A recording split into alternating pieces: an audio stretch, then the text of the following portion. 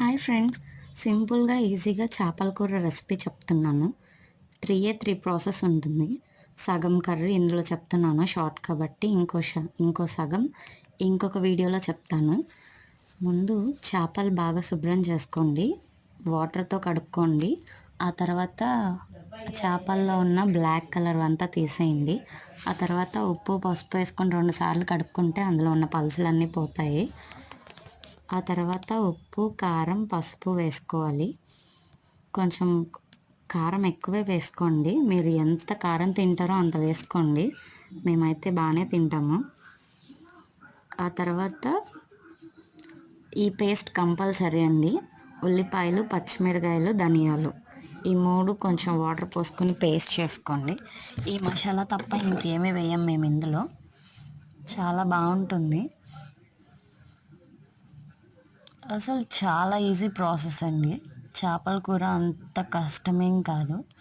సరిపోను చింతపండు వేసుకోండి. కొద్దిగా ఎక్కువైనా పర్లేదు. చేపల కూరలో పులుపు ఉంటేనే చాలా బాగుంటుంది. నాకు అసలు ఆ గ్రేవీనే చాలా ఇష్టం. అసలు దానికోసమే నేను తినడం స్టార్ట్ చేశాను చేపల కర్రీని. ఆ తర్వాత నుంచి ముక్క తినటం అలవాటైంది నాకు. ఆ తర్వాత ఒక 3 టేబుల్ స్పూన్ ఆయిల్ పోయండి. బాగా కాగాలి. ఇలాంటి వెడల్పు పాత్రలో అయితే చేపల కూర వండటానికి చాలా బాగుంటుంది. చిన్న చిన్న వాటిల్లో అయితే ముక్కలు కలపడానికి విరిగిపోతూ ఉంటాయి.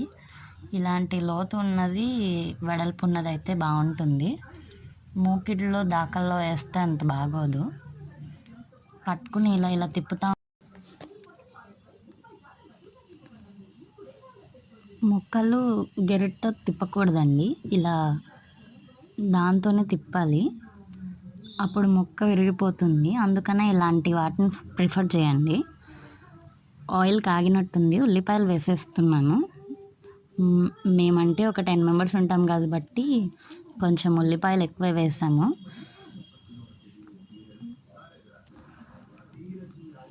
అవి కొంచెం గోల్డెన్ బ్రౌన్ రావాలి. ఆ తర్వాత చీలికలు వేసుకోవాలన్నమాట. కొంతమందికి చీలికలు ఇష్టం, కొంతమంది చిన్న చిన్న పీసెస్ ఇష్టం. మా ఇంట్లో అన్నీ తింటారు, అందుకే ఈ చిన్నగా వేసాము. బ్రౌన్ కలర్లో వచ్చేసాయి. అల్లం వెల్లుల్లిపాయ పేస్ట్ కూడా వేసాను అనమాట.